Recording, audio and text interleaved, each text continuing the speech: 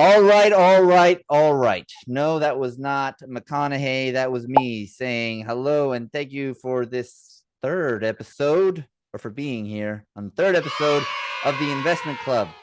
As Varun fixes his camera again, which I thought he did before we started. Okay.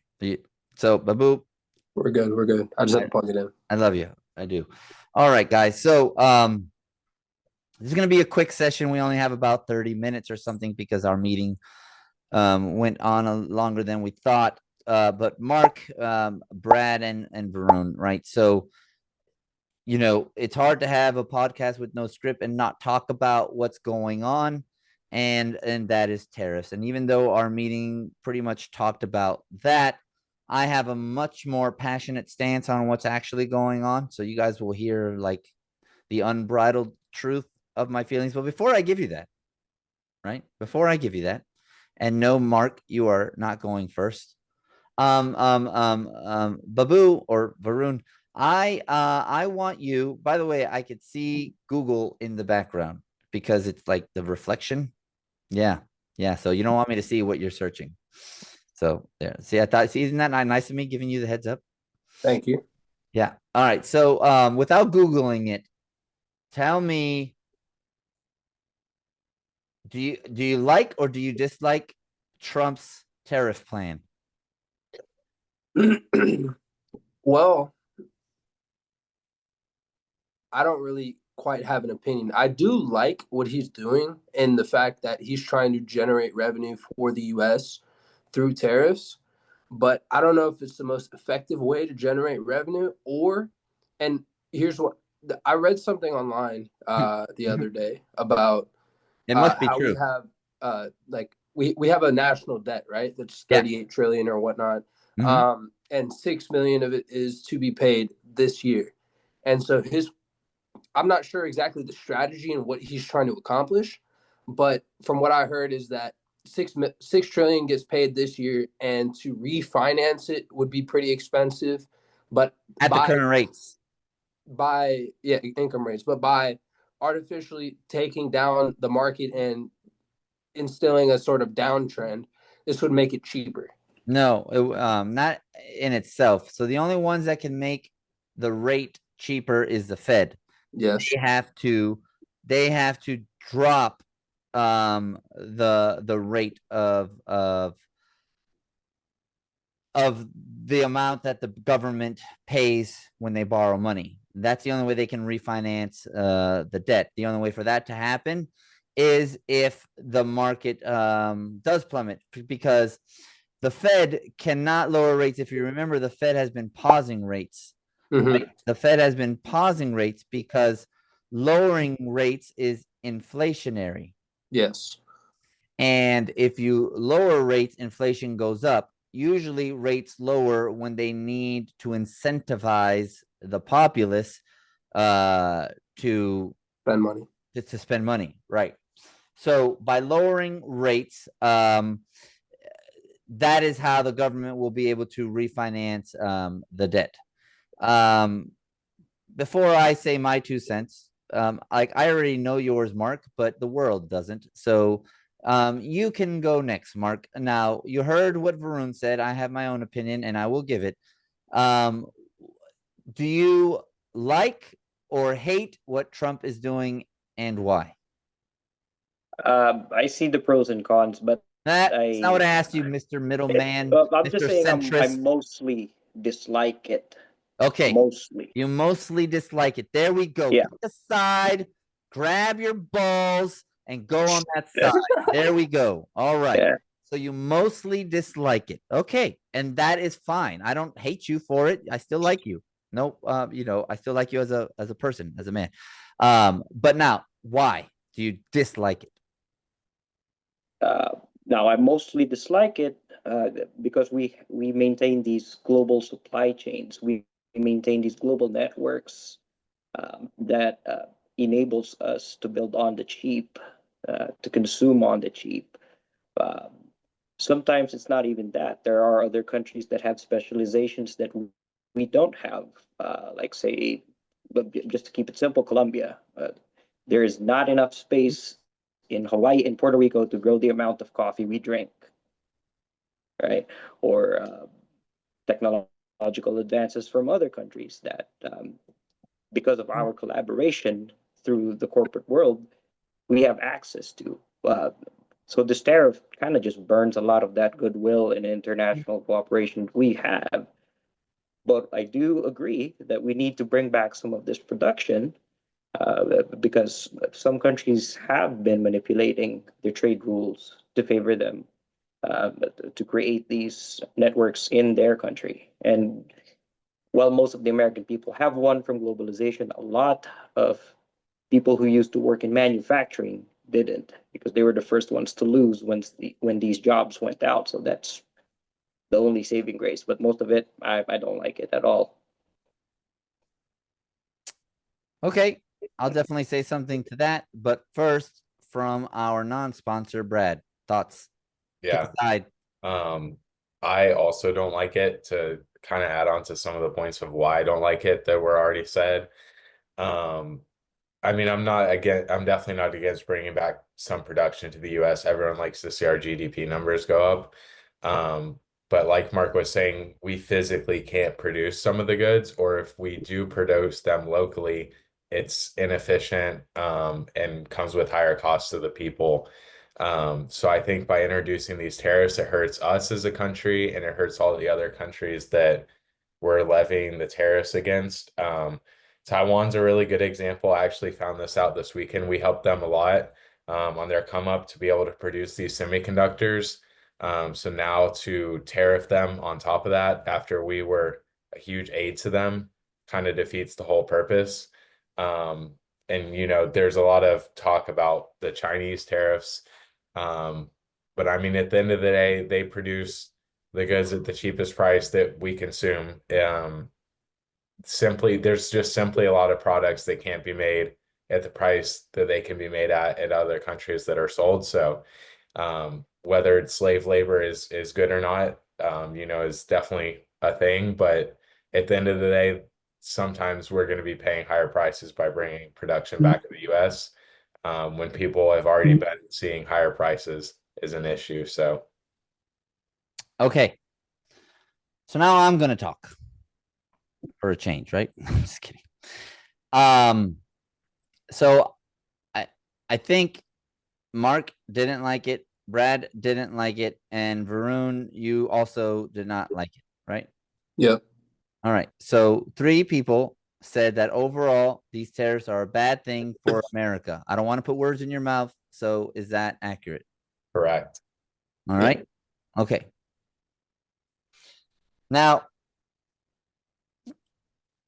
are they a bad thing for America? My answer is definitely short term. But the reason I am for it is because after learning about exactly what it was and how it was ran, because I am not a Trump, like, what are those people who are in cults, like a cultist, everything he does just can't be wrong. No, I'm a very objective person. And just because he does it doesn't mean that I agree with it. And tariffs are in the same boat as that. After understanding it to a much higher degree, what's going on, I will agree with you all that short term it is bad. But what I'm going to explain is that I believe wholeheartedly that long term it is not good, it is great, it is necessary. So first, let me give you some facts. It is a fact that America is in a lot of amount of debt. And it is also a fact that we are about to hit a point where our debt repayment schedule is higher than all of our defense budget, which means it costs more to pay back our debt than it does to maintain our defense budget.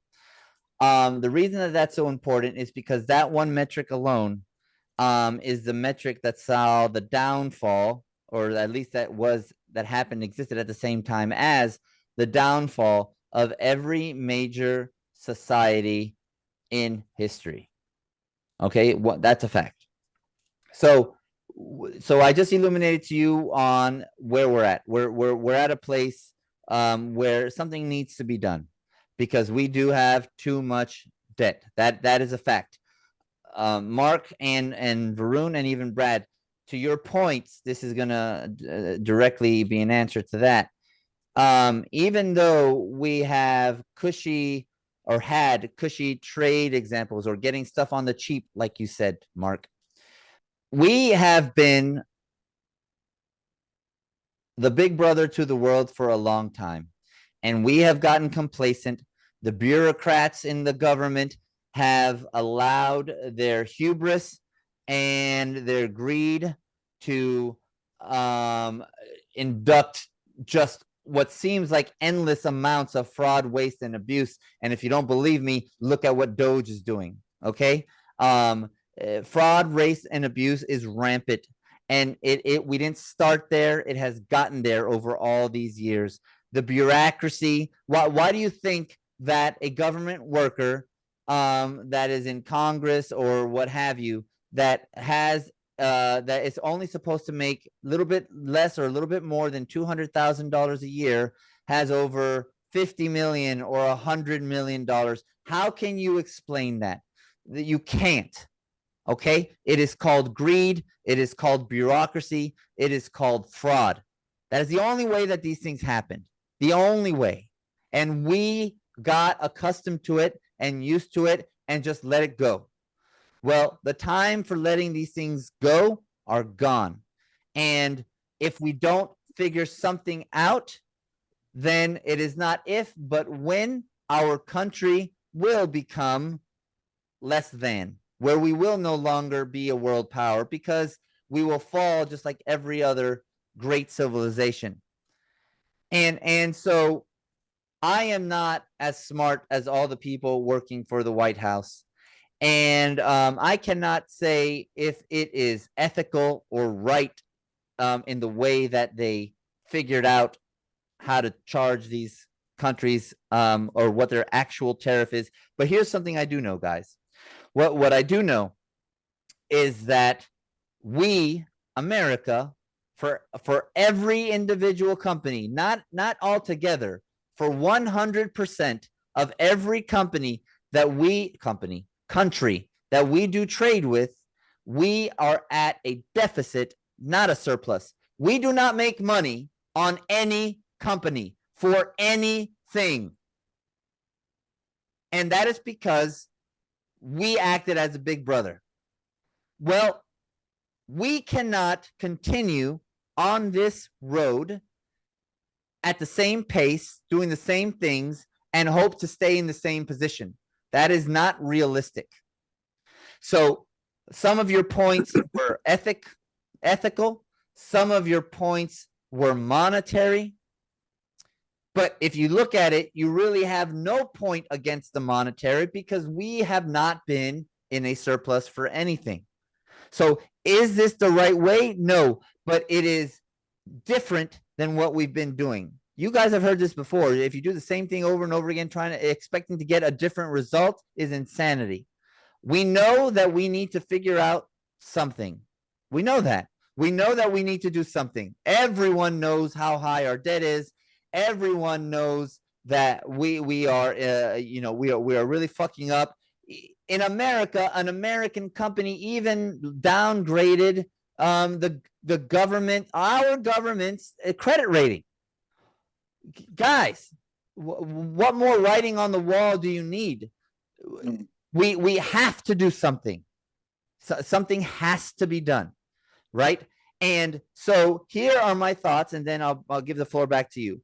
So as it pertains to the new formula that they figured out to figure out what the actual tariff is, and then do the reciprocal tariff thing. I don't know if it's right, but I like it because I know that the formula takes into consideration how much of a surplus that country had against us. So China being one of the biggest problems. China has literally grown on our dollar. They have manufactured everything and sent it to us for cheap, as you said, Mark, because they pay their people, the Communist Party of China, the CCP, pay their people slave wages in order to build their infrastructure. And they are not capitalistic, so it's not like those entrepreneurs who are owning it's a government. Their government owns the means of production or can take the means of production. They have this like fake idea of capitalism, but they don't really have it. It can be taken to them from anyway. One of the richest people in the world, I forgot his fucking name, Chinese guy, he went missing for a long time because he said something that wasn't very favorable to the Chinese Communist Party. Now, they didn't kill him, but he was missing for a long time. And wouldn't you know it, when he finally came back, he had nothing but great things to say about the party. What do you think? What do you think that is? Do you think that they're just a great government? Fuck no. Communism is the devil. That is my fucking thought on that. Sorry for my cursing. To wrap this all up, this is the only way to make America great again. I think it's one of the only ways. I don't know if it's the only way, but I think it's a step in the right direction. We have to do something. And again, to another one of your points, Mark, we don't know what's going to happen because we're not Nostradamus, but I do know one thing for a fact, Mark. I do know one thing. As soon as he said that reciprocal tariff things, there have been numerous countries that said, we are willing to come to the table and reduce our tariff to you. Or we are willing to build factories in your country to get away from the tariff. These are facts, Mark. These are facts. These cannot be refuted. And if you can't admit that this is a step in the right direction, and all three of you said that you are overall against this, when this is obviously something that is good for the country long term, I'm sorry if I'm obtuse, but I don't get it. I don't understand how you can acknowledge that it's good for the country long term, but you're still against it. So out of all the things I said, if I said anything that was inaccurate, tell me now. If I've changed your mind, tell me. I'm going to get off of my soapbox because I have been talking a lot, and thank you for being patient and listening. And we're going to go in the reverse order. So now, Mark, you're going to go first. Tell me your thoughts. And that's why I prefaced my statement earlier that I said I mostly don't like it, right? I agree with your points there about returning production and manufacturing here to the United States. In fact, it is happening. We are seeing that fact. I'm not refuting that fact. A lot of companies have announced an investment here just so they can avoid the tariffs. But is the tariff the only way we can close this budgetary gap? I would disagree on that.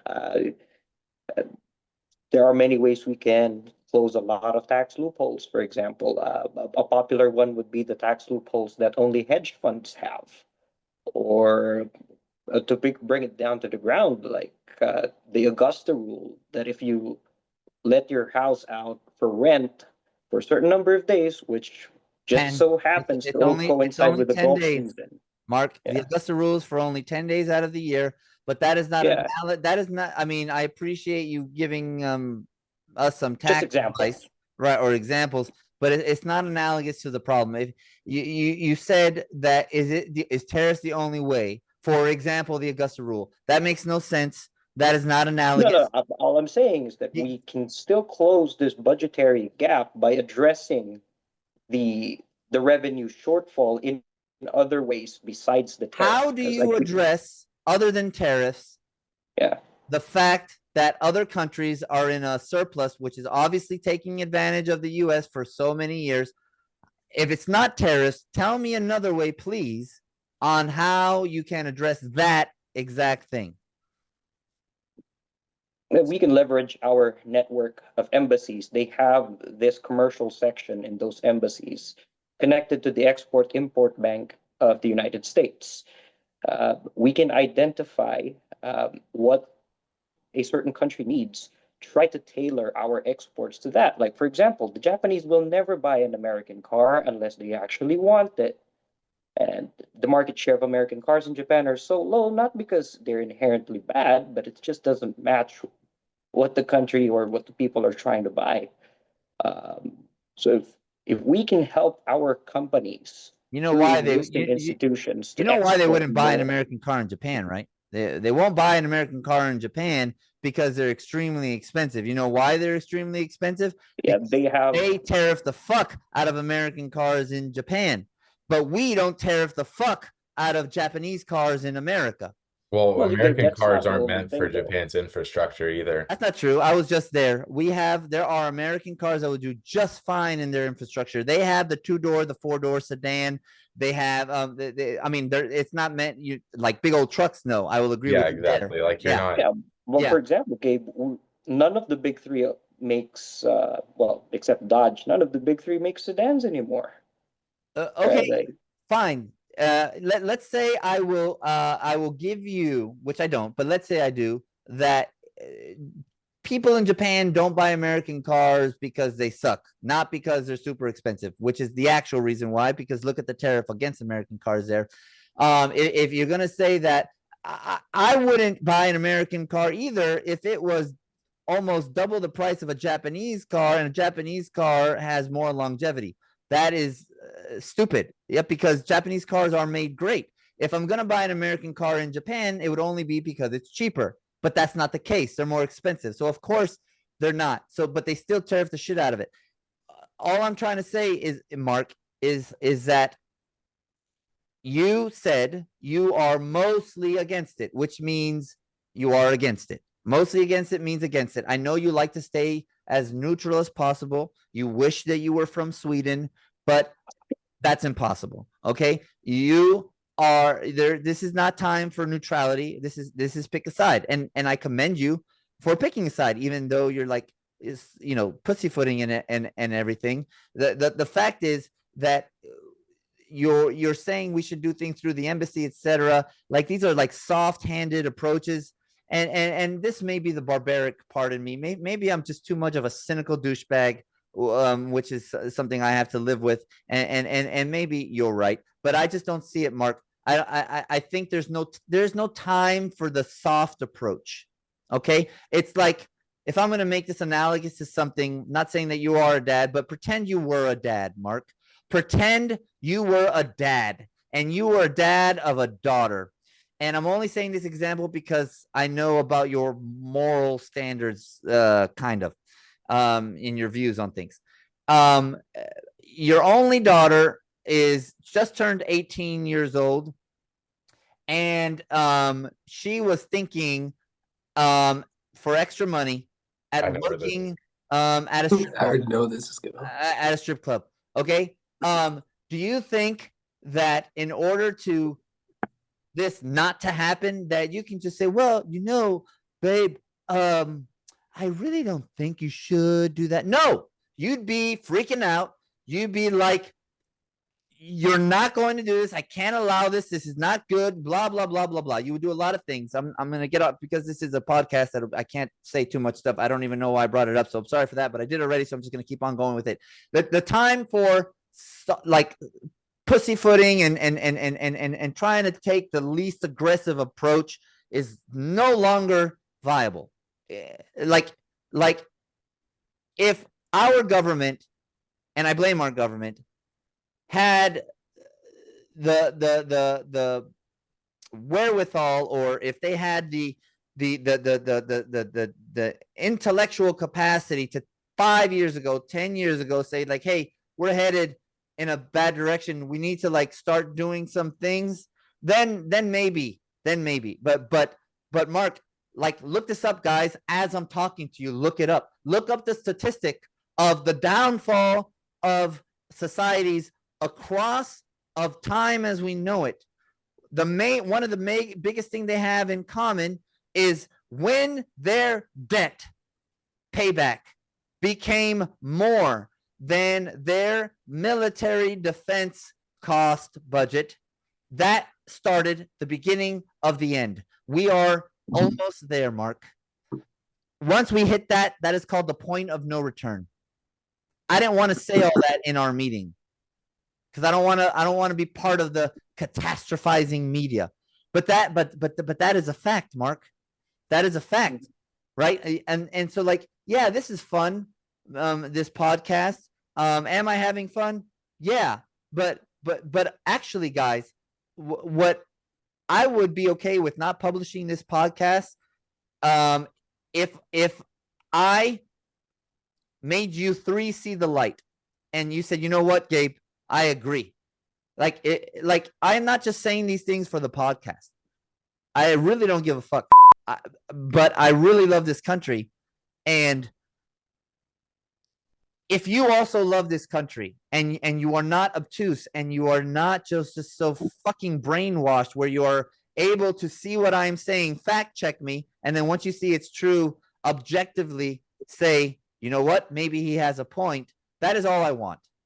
Because if you after this can tell me, and I'm not going to ask you on the podcast, maybe after, but if you can tell me that you changed your mind, you were against, but now you are overall for it. Yeah, it sucks. Yeah, it's going to cause some pain. You know, another analogy, when you guys have had a messy room or house, right? And you said, you know what, my house or my room is too messy, I have to clean it up. And then you start cleaning it up. At some point, that room or house gets or looks even more messy. It looks worse than what it was. But that is part of the process in order to get better.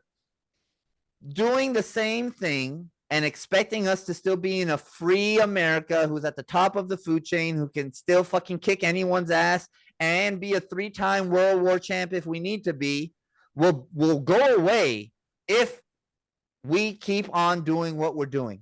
We fucked up and we have put ourselves here.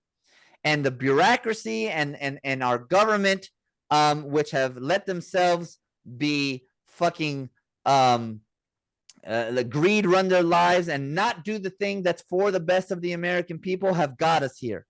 And if we don't fucking make a 180 soon, we're gonna be like all the others, like Rome, etc. All right, so that's my 2 cents. I really spoke a lot. I'm sorry. Brad, what are your thoughts? I still don't think, even in the long run, I think the tariffs are bad. Even if you brought back production to the US, goods in the end would still be more expensive. There's no way around it. They just straight up would be more expensive. Trade deficits can be bad. They're not necessarily bad.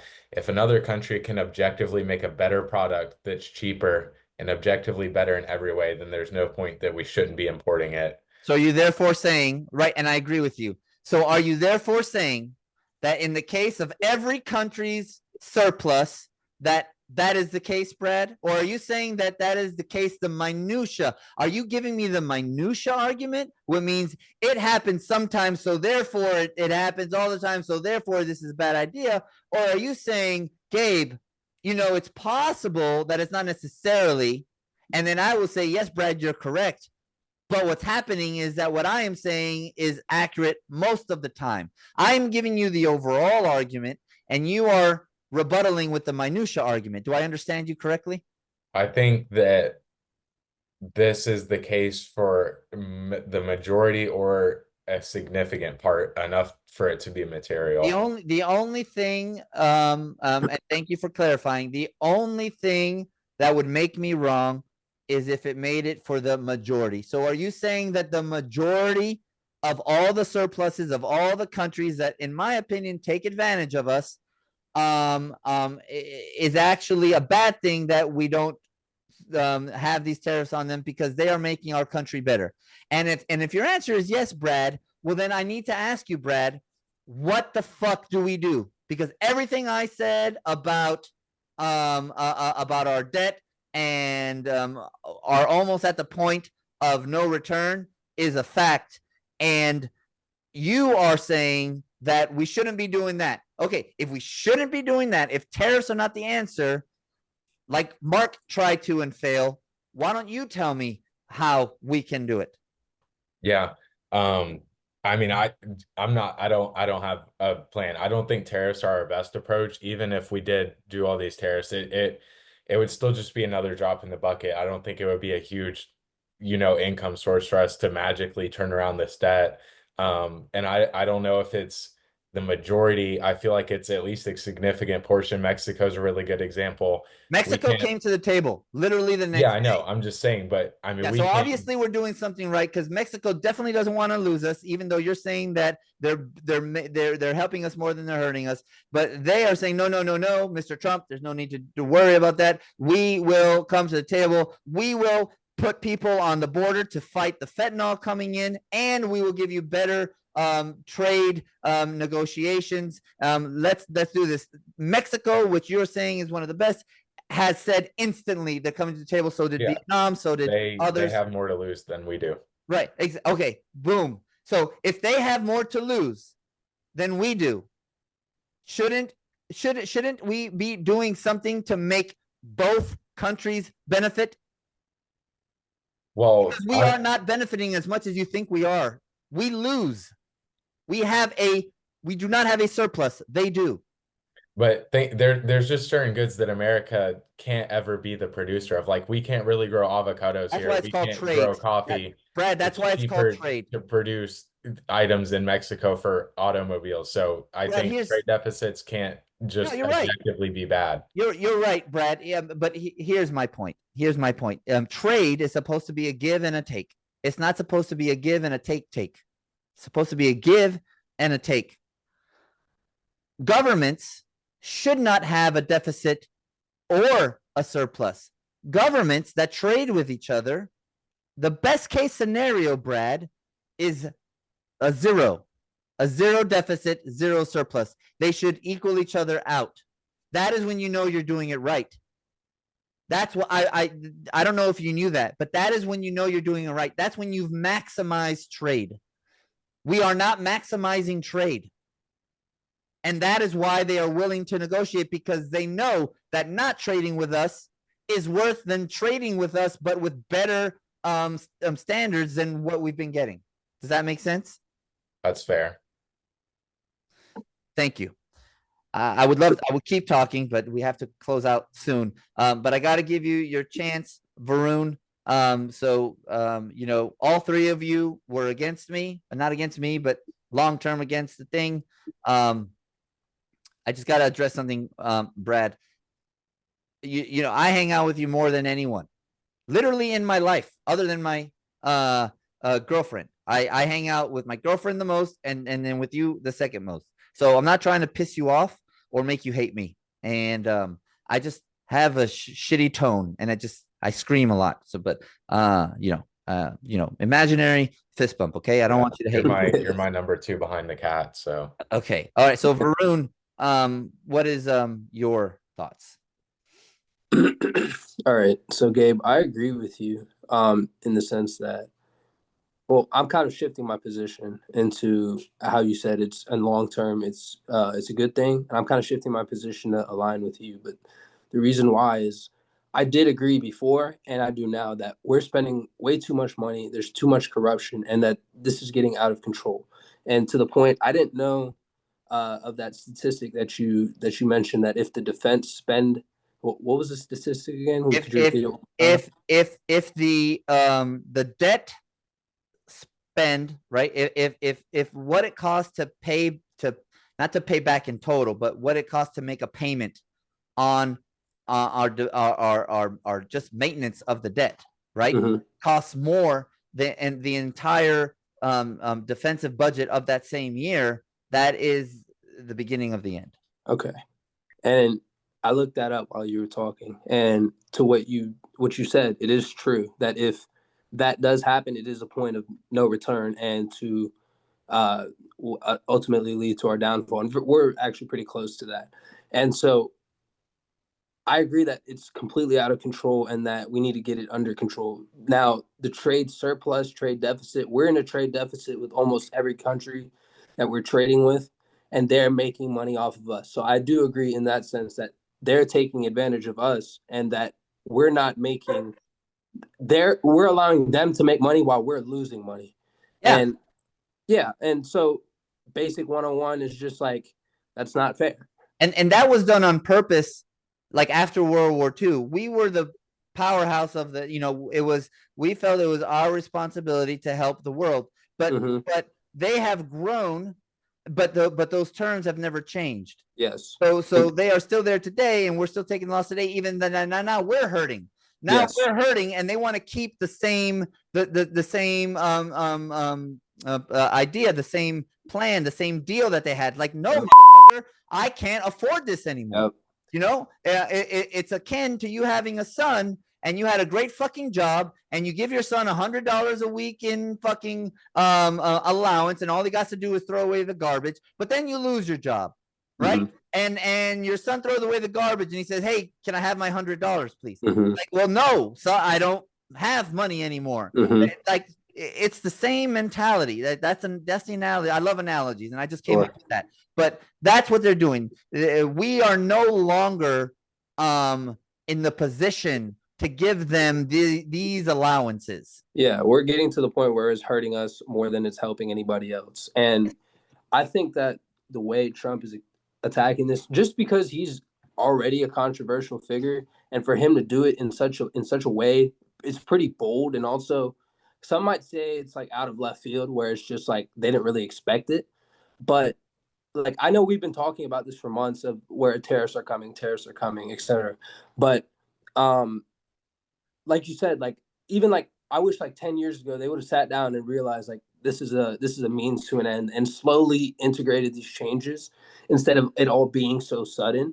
With it all being so sudden or all happening all at one time, I think that's causing a lot of the fear that we're seeing in the market today, as well as just that's what I'm okay. So in conclusion, because we got to finish, all three of you were against it. I was the only one for it. But now that we finished split 2-2. And that's fine. Mark, still love you. Brad, I still love you, even though I disagree with you wholeheartedly. And I think you guys are being illogical, but it is what it is. That's what makes Welcome America. to the two-party system. Yeah. Two-party system.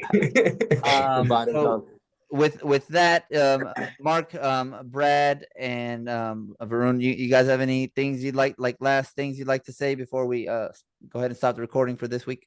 So just one thing. If so, like Brad and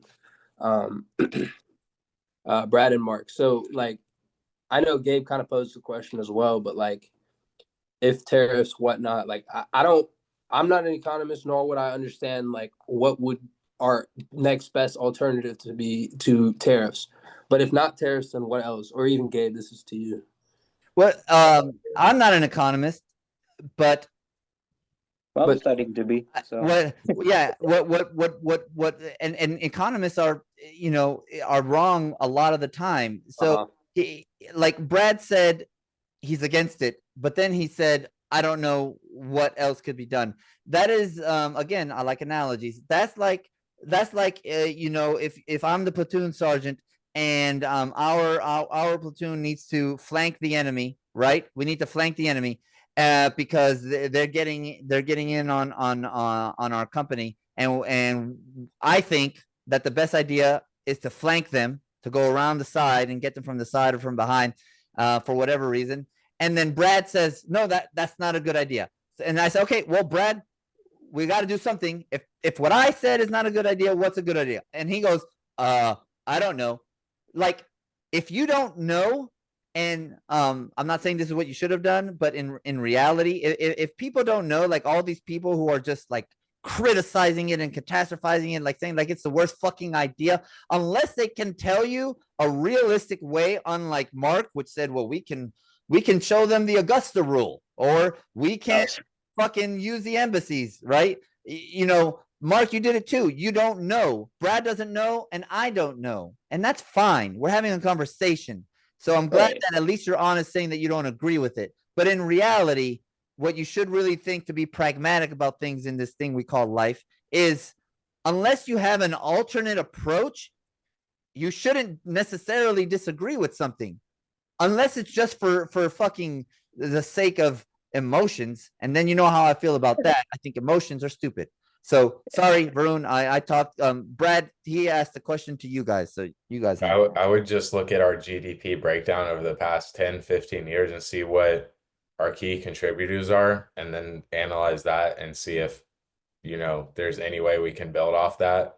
But I mean, that's easier said than done. So if I had more time, I could probably give you a better answer with some research. But yeah, I don't know. Okay. Mark. So my approach to this is just raise taxes on everything else, but we don't have to do the tariff. I know it's not a popular answer, especially among capitalists, but also, what else are we going to do? That's not going to hurt our trade relationships. Also, we have this inequality issue. Yeah, but you're assuming that our public trade relationships services. are hurt, Mark. Yeah, our trade You're making an assumption. It's like the first couple of days, and I already have proof that your assumption is wrong, at least in some cases, because they have came to the table for us begging to negotiate and come to the table and change it. Please don't do this. We will do this. And Trump says, I'm happy to do that. So you know, you're making these assumptions, and but you're the damage is done, Gabe. Sorry. The damage is done, and they're trying to mitigate that. Now, I agree. Change is destabilizing, right? And what the best thing they can do right now is just to reduce the further damage. But the damage is done. The damage is done. How do you make an omelet? You got to crack the fucking egg. This notion of destabilizing, you know, I'm gonna take a page from your book, Brad. It isn't necessarily bad. It isn't necessarily bad to mix shit up. Yeah, but you can't unburn an omelet either. Say again? You can't unburn your omelet either. You can't unburn your omelet.